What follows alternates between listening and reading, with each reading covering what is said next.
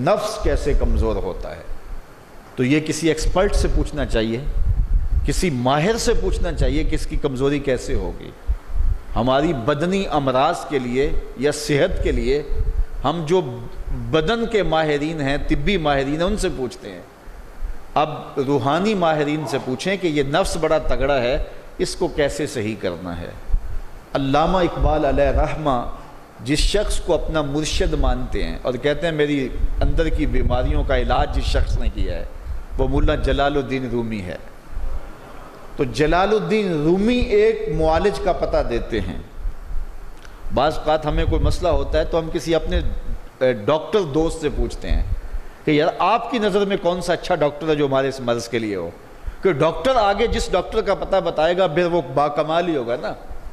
تو عام آدمی کو ہو سکتا ہے کسی عطائی کا پتہ بتا دے، وہ کہتا ہے مجھے فلاں جگہ سے دم کروایا، مجھے اس سے آرام آ گیا، تو ہم دم کروانے بھاگ جائیں گے۔ یہ ایسے ہی ہوتا ہے نا کہ لوگ وقت ضائع کر دیتے ہیں ان چکروں کے اندر اور بیماری کے منہ میں۔ وقتی طور پہ تھوڑا سا نفسیاتی طور پہ وہ ٹھنڈے ہو جاتے ہیں، جب انہیں کوئی دم شم ہو جاتا ہے تو وہ کہتے ہیں نہ میں ٹھیک ہوں، لیکن بیماری اندر پھیلتی رہتی ہے، وہ ڈاکٹر کے پاس جاتے نہیں پراپر، اور پھر بیماری اتنی پھیل جاتی ہے پھر علاج نہیں ہوتا۔ تو جب وہ تھوڑا سا ان کو ریلیف ملتا ہے ان کے نفسیات کی وجہ سے تو وہ شور کرنے لگ جاتے ہیں میں بڑا بہتر ہو گیا ہوں، اور عورتیں کہتی ہیں پہنا میں تو ٹھیک ہی ہو گئی ہوں۔ تو نتیجہ کیا ہوتا ہے کہ بیماریاں پھیلتی ہیں اور باقی لوگ بھی اس طرح چل پڑتے ہیں، تو یہ ایک عجیب رنگ اور عجیب ڈھنگ ہوتا ہے۔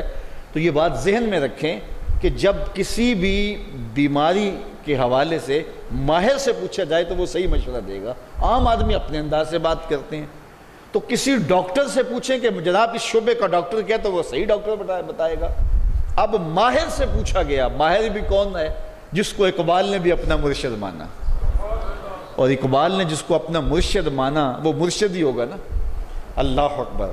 تو وہ اقبال فرماتے ہیں ایک مرشد کا پتہ دیتے ہیں علامہ رومی کا، اور رومی آگے ایک مرشد کا پتہ دیتے ہیں۔ ہفت شہر عشق را عطار گشت ماں ہنوز اندر خمیں یک کوچام۔ شیخ فرید الدین عطار کے بارے میں حضرت رومی کہتے ہیں کہ یہ وہ شخص ہے کہ جو عشق کے ساتوں شہر گھوم چکا ہے، اور حضرت رومی کہتے ہیں کہ میں پہلے شہر کی پہلی گلی کے کونے پہ کھڑا ہوں۔ اب شیخ فرید الدین کس مرتبے کے شخص ہیں؟ تو ان سے پوچھئے کہ آپ ماہر ہیں، اقبال کا مرشد بھی آپ کی دہلیز پہ کھڑا ہے، تو آپ بتائیے یہ نفس کا علاج کیا ہو؟ تو شیخ فرید الدین فرماتے ہیں آؤ میں تمہیں بتاؤں اس نفس کا علاج کیسے کرنا ہے، چونکہ یہ نفس کا علاج ان لوگوں کے پاس ہے۔ باج فقیراں کسے نہیں ماریا، باہو ظالم چور اندر دا ہو، یہ ان لوگوں کا ہی کام ہے کہ اس کا علاج کریں۔ تو شیخ فرید الدین فرماتے ہیں نفس نتواں کش الا باسے چیز بات گوئم یادگیرش اے عزیز۔ نفس نہیں مرتا، لیکن اگر تیرے پاس 3 اسلحے موجود ہیں تو پھر اس کو قابو کرنا مشکل بھی نہیں ہے۔ وہ 3 اسلحے کون سے ہیں ذرا سن لیجئے، اور اس نیت سے سنیے کہ ہم اس ماہ صیام میں اس پر عمل کریں گے اور اپنے نفس پہ قابو پانے کی کوشش کریں گے۔ کیونکہ یہ تقریر محض تقریر نہیں ہونی چاہیے کہ میں آ کے ہر سال کوئی بات سنا جوں اور آپ ہر سال سن لیں، تو اس سے کیا فائدہ ہوگا اگر ہم عمل نہیں کریں گے تو اس نیت کے ساتھ سنیں کہ یہ ایک ماہر روحانیات کے ماہر نے ہمیں یہ مشورہ دیا ہے کہ اپنے نفس کا علاج کیسے کریں۔ تو کہتے ہیں نفس نہیں مرتا مگر 3 اسلحے ہوں تو ٹھہرتا بھی نہیں ہے۔ پہلا اسلحہ خنجر خاموشی، خاموشی کا خنجر۔ دوسری بات شمشیر جو، بھوک کی تلوار۔ اور تیسری بات نیزائے تنہائی اور ترک ہجوم، اور ایک تنہائی کا نیزہ۔ کہتے ہیں 3 اسلحے اگر تمہارے پاس ہیں تو یہ نفس قابو میں آ جائے گا۔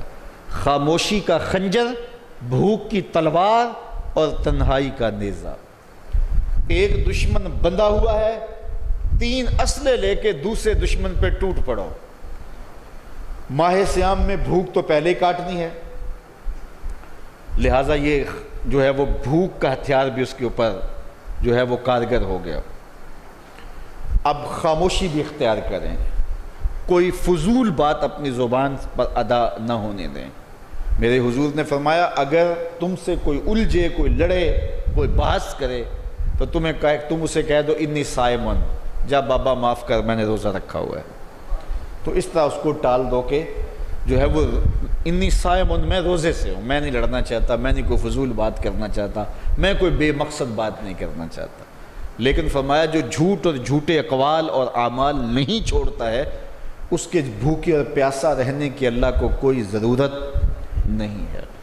تو خاموشی اختیار کی جائے. اور تیسری چیز العافیت فی العزلہ، تنہائی میں عافیت ہے، اور یہ ہمیں اختیار کرنا چاہیے.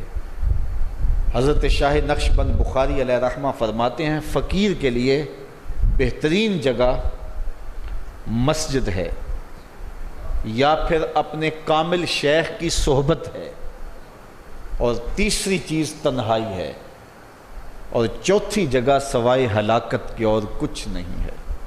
اس لیے ہمیں کہا گیا بازار میں دیر سے جاؤ جلدی واپس آ جاؤ، مسجد میں جلدی جاؤ دیر سے واپس آؤ.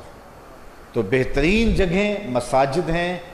کامل پیر اگر کسی کو مل جائے، آج تو اس دور میں کامل کا تلاش کرنا بھی ایک مسئلہ ہے، لیکن جن لوگوں کے انفاس کی خوشبو سے دلوں کی تربیت ہوتی ہے وہ مفقود نہیں ہوئے، اگرچہ تھوڑے ہیں، اگر طلب سچی ہو تو مل ہی جاتے ہیں.